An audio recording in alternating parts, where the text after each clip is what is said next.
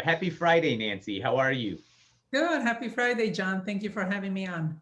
Good. It's such an honor to have an inventor like you on today. And I know, having known about your story, it's I think it's going to be wonderful for everyone to hear how you got to where you are now with this product. And without, without further delay, I'll give a quick intro, and then we have a video of yours that we're going to play. But basically, Nancy's parents owned an Italian restaurant, first in Italy and then in Chicago. And she found as an adult that bright lights would bother her, like during facials, for example. And that's where the inspiration came for Soothing Eyes. And customers are, of course, they're raving about the comfort, the fit, and the ease. But Jenny is our assistant. Let's go ahead and play the video, and then we'll go right into asking about your journey. Hi, my name is Nancy, and I created Soothing Eyes. Like many women, I truly enjoy going for facials, and I cherish that hour of relaxation. Unfortunately, every time the bright light would be on my face, my eyes were extremely sensitive, and I could not relax. So after trying many different salons and different techniques, some estheticians would put extra cotton, some would wet it, but in the end result, the light was always shining or the product would fall off, and I was always disappointed and not relaxed. I decided to go home and create something that would block out the light and help me have that hour of relaxation. Let me show you how it works. Here we have Soothing Eyes. They're 100% handmade. Our patent pending design and core blocks out 99% of all direct, visible, and UV light. So let me show you. I'm gonna turn off the light. Okay, so here we have cotton and the light through, and as you can see, the light is showing right through. Now we're going to put Soothing Eye right on top. As you can see, the light is completely blocked out.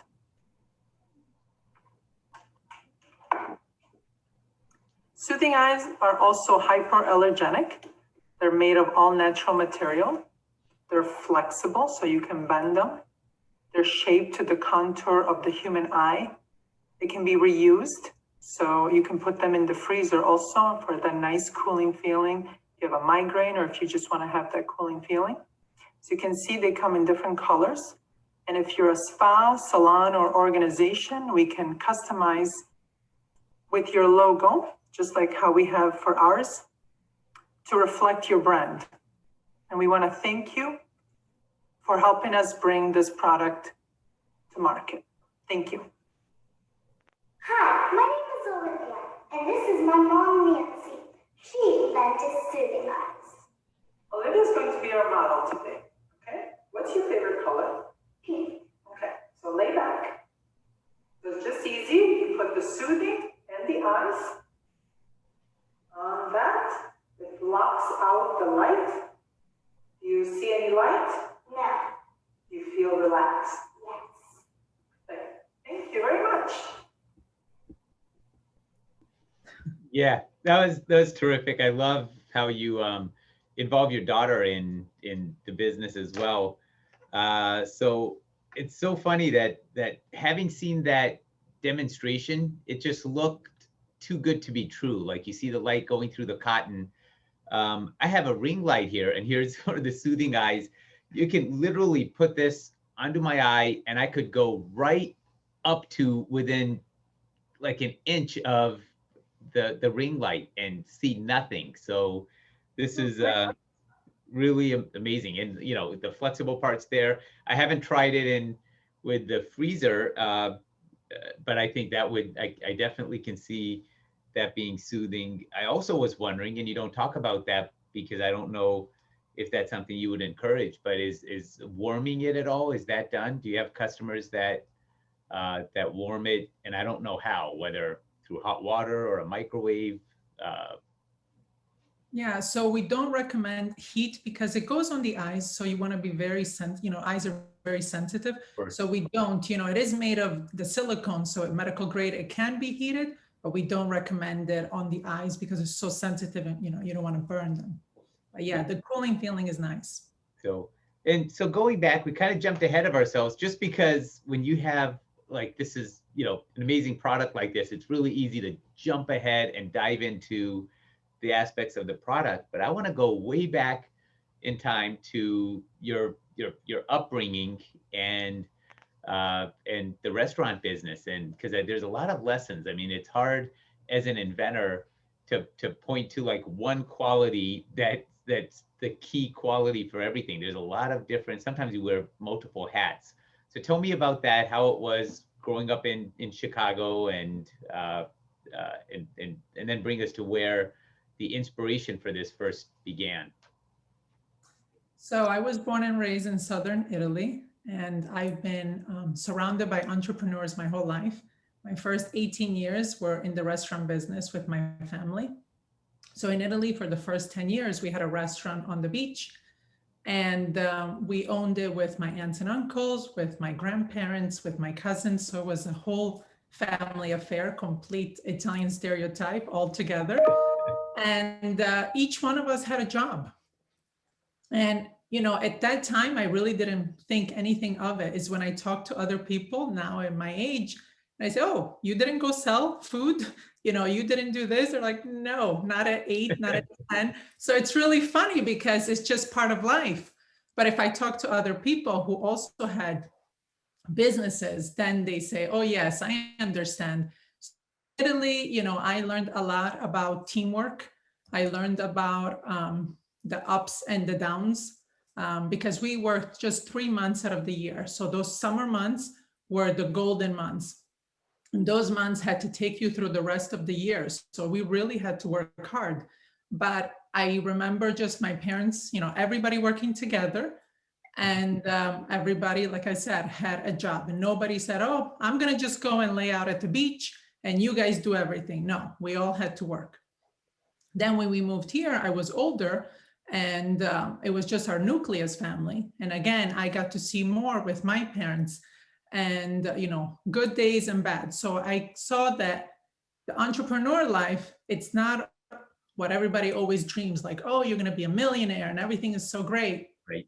No, I saw my parents, on their struggling days, and I saw my parents when we had a good day. And so, but still, I really enjoyed being my own boss and, just seeing those aspects. And so when then we sold our restaurant when I was 18, then I went to college. I went for my marketing degree. And then I said, this is what I want to do. And I opened my teaching business because I really liked, again, teaching and having come from another country and learning another language. I thought that was very important. Soothing Eyes just happened like it does to many people who are watching here as other, inventors. It was out of necessity. It was something, my eyes are so sensitive. Being here in Southern California, living in Southern Italy, I'm always surrounded by the sun, which I love, but my eyes are completely sensitive. So I'm always with either sunglasses or something. I sleep with, a mask over my eyes. I'm always covering my eyes and I suffer from migraines. So when I, as a busy mom, I went for facials, but I was not relaxing. And I was like, okay, something has to be out there. And I looked, I talked with my esthetician, I talked to other people, could not find anything that would solve this problem. We just would keep putting more, we even found black cotton, nothing, would do it. So I came home and I talked to my husband who, is an engineer, very engineer mind. I talked to my kids and together we came up with this and, through obviously a lot of different prototypes, we just kept trying. And then we found that to put the inner metal core was where it was the aha moment where we said, oh, we really now can block out the light, because at first it looked really nice, but it wasn't doing it. And for me, again, being in this field for all of my life, I'm a perfectionist and I'm not going to just sell something that I want to buy. So that's kind of how the whole thing started. It's so funny you mentioned the multiple prototypes. It reminds me of, this product WD-40, and the name stands for water displacement formula, and it's like a lubricant. And the 40 is that it's the 40th attempt at the formula that finally worked. It started with WD1, WD2. Oh, So yes, prototyping is a journey, yeah. and so a lot of trial and error goes into that. And you're absolutely right about the image of a business owner and an entrepreneur. Sometimes it's quite different than the reality. Like I remember back before, guess this is going back like 25 or so years, when I was working as an attorney at another law firm, and I remember thinking, I'm tired of having people tell me what to do. I want to run my own law firm and make all the decisions. And it's funny when you have your own law firm, you'd be surprised how often I hope that somebody would tell me what to do, because there's no, like, which phone system should I use, which software, which somebody just who has done this and figured it out before, what docketing software, when you have two candidates that are close and you're trying to figure out which one would be best with your team. Like, just to get that outside input, it's very lonely making all these calls yourself. And you have to draw on every aspect of your prior experience possible. So that's why I think I can't imagine a better training ground, I think, for inventors, but really for any business than the restaurant business, because you've got so much, and you've got timing is crucial as well. Like sometimes you have a busy lunch, and I'm just thinking, you can't be short on tomatoes, because you get tomatoes at 2 o'clock, it's too late. Everything's got to be there, and then things go bad. So that's completely different than a lot of businesses where you could just have inventory just stored. Like even now you probably find in some aspects this is easy. These don't go bad. If you have excess inventory, they can sit, they can weather the slow periods a lot better than in the restaurant business, right? Yeah, so time management and multitasking is what I learned early on, because, since our restaurant was 7 days a week, when I was in high school, for my mom, she obviously had to put on her mom hat and go back Yep. and do all the laundry and the things, that nobody wants to do. So when she would go, I would come straight from school at 3 p.m. and work till 9, and I had to do my homework. And so I had to learn to be able to do my homework while, there's a customer, put that homework on pause, come back to that, imagine. And so that's how I have just known my life. And that's how it is here. I have 2 businesses, and I'm able to, the only way I survive is by being very organized and very, multitask and separate everything. And it's funny because my kids see it. And during this pandemic, because I always do my lessons in the morning before they come home from school, well, they saw and they're like, Mom, you work so much. I'm like, well, yeah, but you weren't seeing all that. And they're like, you go to the store and you're doing this. I'm like, this is, it's got to look nice and smooth, but not, you're just every day, you have to keep everything organized. That's the only way really to survive when you have your own business, because like you said, there's nobody saying, John, Nancy, you have to do this. No, you are in charge of that. So it has its good, positive, but nobody sees all the back. We don't have a 9 to 5 where we just put up our hat and, we'll see you tomorrow. No, it goes, it's an everyday. So, but it has a lot of rewards though. Yeah. It's funny. That reminds me of a quote by the famous painter Michelangelo, when someone had looked up at the ceiling, this beautiful painting on the Sistine Chapel, and they said, wow, that's remarkable. And I think, and I'm going to butcher his quote, but he said something to the effect of, if you had any idea how much work went into that, there would be nothing remarkable about it at all, at all, because it's the preparation that people don't see.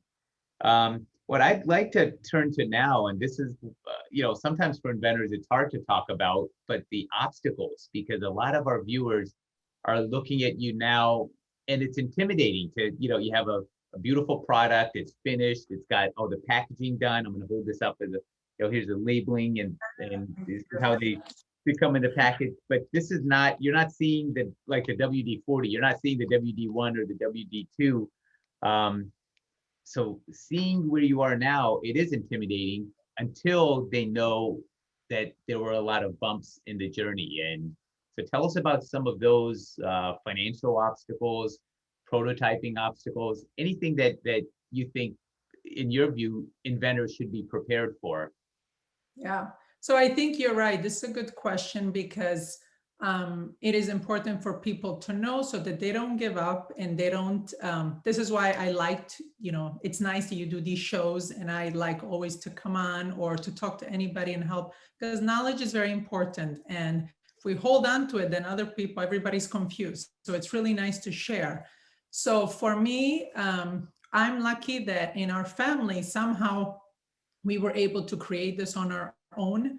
And like I said, my husband was able to, create these with my son. We're able to do the website, my daughter, everybody's involved. But our biggest struggle has been the manufacturing, because we do it ourselves along with having our other jobs. So, and like I said before, this was not something that we intended on becoming a business, because we're both working full time. But like all of you watching out there, it's just something that you're like, well, I'm making it for myself. And then it just snowballs into a business, which is great. So one of our challenges has been the manufacturing, because like you were saying, oh, these can be on the shelf, which would be great. But no, ours are always like, oh, we need to make more, hurry up, and make more. So that has been one of our struggles, because again, this is like my baby. So I don't want to source it out to somebody until I feel 1000% that it's going to have the same quality that we're giving to it. Because my customers, even though I've not met them, they've become like my family, just like my Italian customers. So I'm like that. My business, it's, I'm not trying to sell something just to sell. It's my word. And, I'm very proud of what we've created. So until then, this has been one of our things where it's hard to, keep manufacturing them and at the pace that we need to go. Our other struggle, unfortunately, was that in 2017, we had the Thomas fire here, and it burned down our home and our business. So everything was wiped. We just had the clothes on our back. That's it. So this was a big hit for our family, for our business, so that we just stopped. We put the business on hold while we tried to regroup and, take care of our family and think about dealing with insurance and everything. I mean, it's been almost 4 years. We're still dealing with the aftermath, with our business, with everything.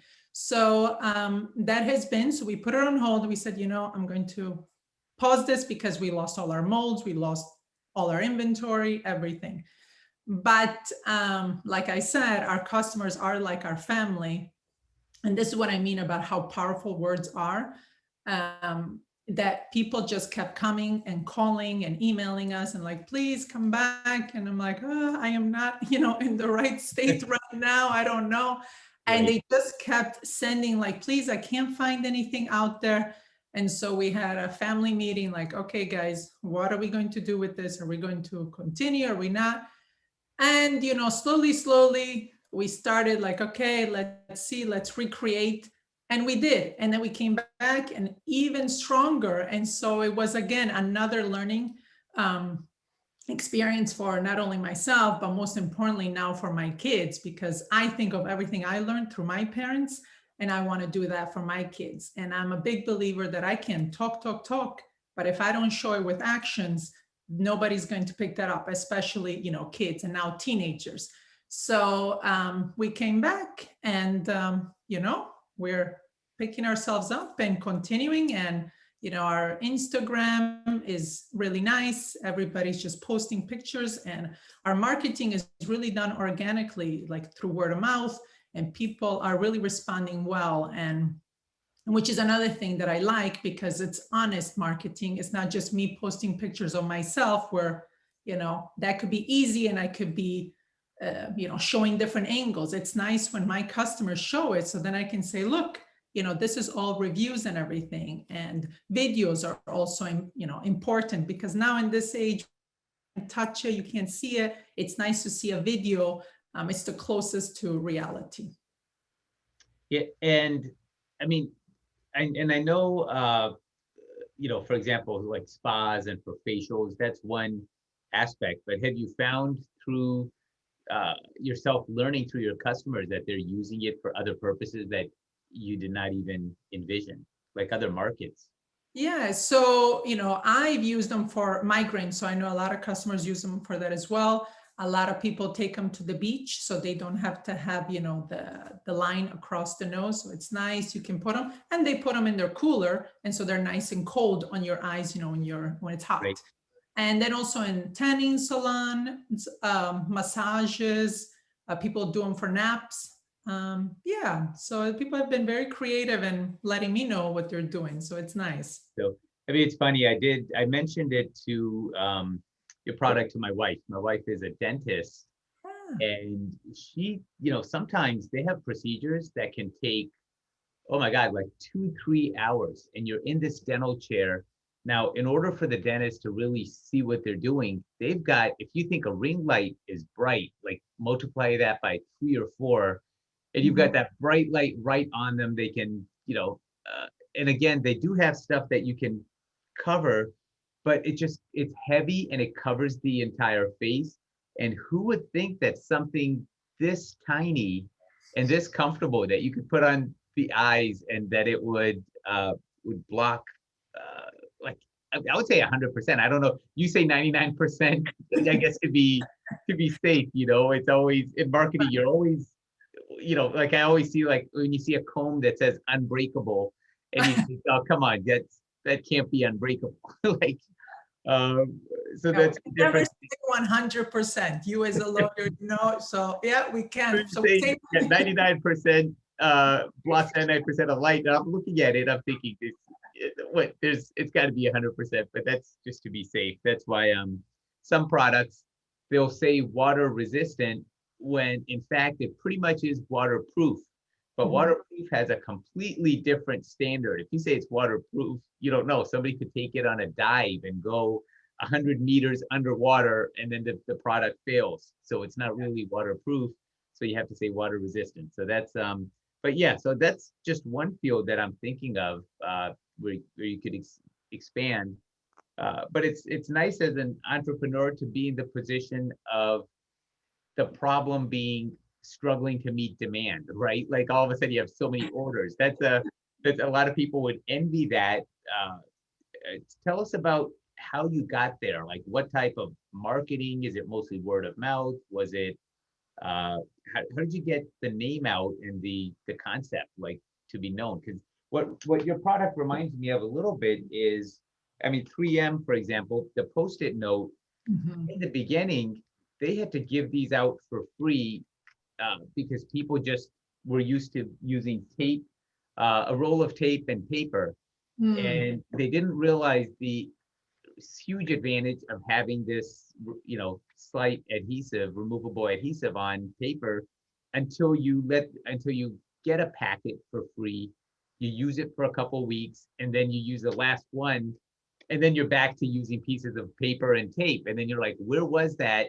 So I think a lot of the aspect of your product is the fact that it's marvelous, but if you haven't had it before, it's hard to see the benefits. So I guess those are the questions that come to my mind. But fill us in a little bit on how you got the word out. So we started a Kickstarter campaign in, I believe, mid 2015. So we started doing that. And then initially I sent, emails. I went in with my daughter in different salons and spas. But like I said, in the beginning, since still now, we still had our full-time jobs, we really took this very slow. And so we would get phone calls or emails like, hey, I saw your product here. I'm like, oh, okay, that's nice. So we didn't do it aggressively because it wasn't the only thing we were working on. And so we did that. We then slowly, again, through word of mouth. Then really what happened was after the fire. So when we came back in 2019 or 2018 late, then I started to take it more on Instagram and social medias and, sending videos and things like that. But honestly, it is mostly word of mouth because, like I said, the demand to make them, I can't keep up, which you would think, oh, that's such a not a problem. But it is because, again, I'm a person that if I say I'm going to send it, I'm going to send it even earlier than what I say. So I'm always like, oh, we have to make more, and I want to make, the time. And again, to make sure my priorities, my Italian students, my kids. So yeah, it's been more organically growing, and internationally too, people are like, how are they find you in Australia and France? And I think Instagram has been really a big marketing platform for us. Yes. And that's what, for what you say, it's more organic and more, it's easier to trust something on Instagram, especially if it's coming from raving fans that have your product and they just feel like, it's the reciprocity, like they feel they need to get the word out because of how it's impacted them. Yeah, and on Etsy as well, and that's a nice website for, anything that's homemade. And again, the reviews, I don't go ask for them, they put them on, so it's nice, or pictures. And that, again, is what keeps me going because I'm very big on, customer service. I find that very interesting nowadays when people don't give good customer service. I don't understand it. For me, I will answer every email. I will answer, everything, fill everything, because it's very important. And that's what I saw again with my parents. We would have regulars and we would start their order before they even walked in. So I knew that kind of customer service, and that's the kind of customer service I want to give to, Soothing Eyes. It's very, very important. I think then you see it, you feel like part of the Soothing Eyes family, let's say. Right. And there was a span of time to get to test the product and prototype. How long would you estimate that took from the concept when it first came to your mind? And of course, they said that quote's correct. Necessity is the mother of invention. You didn't set out, you had enough, you were busy enough already. You didn't set out to launch a whole new business, but really to solve a problem that you were personally grappling with. So how long from the time you started looking to when you finally had a prototype that you felt comfortable selling and launching? I think it was about 6 months. We were working on it full time, let's say, because we were also working ourselves. But yes, we would work at night. And every time a prototype would come out, we would say, okay, I like this. First, they didn't have the logo. And also, we just had one color. Okay, we weren't worrying about that. We were first worrying about blocking this light because it was bothering me.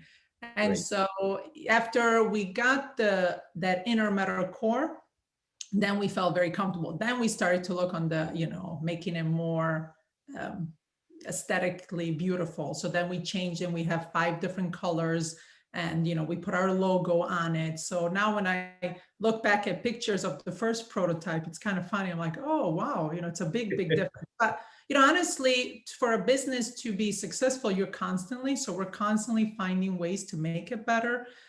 We finally got a case for it. Unfortunately, everybody was like, we keep putting it in Ziploc bags. We need a case for these. So we finally found a case. So a lot of it it's constant. You're constantly doing it. But the initial was the 6 months. So, but you never stop.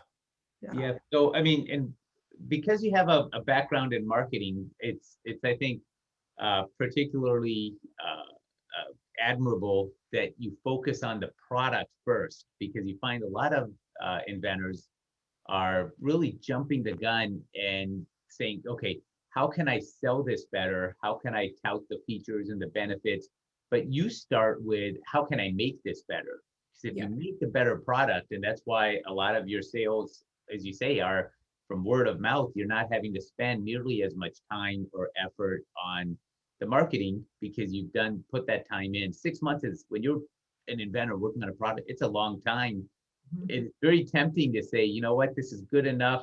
Let's launch, let's test it, let's see how it does. But to have the discipline to continue improving it, that's something that I think it is admirable. And I believe that a lot of inventors should, it's almost like slow down to go faster, because if you slow down temporarily, build a better product, test it, while of course while you're patent pending and protected, and then you can uh, substantially speed up the actual launch when it starts doing better, because you've taken that time to create and make sure it solves, like you said before, it's exciting to let's focus on the logos and let's focus on the colors, but you put a stop to all of that and said, you know what, I created this because I needed to stop the light. Until that aspect gets perfected, and once that's done, now we can offer different colors and a package and a case and all these bells and whistles.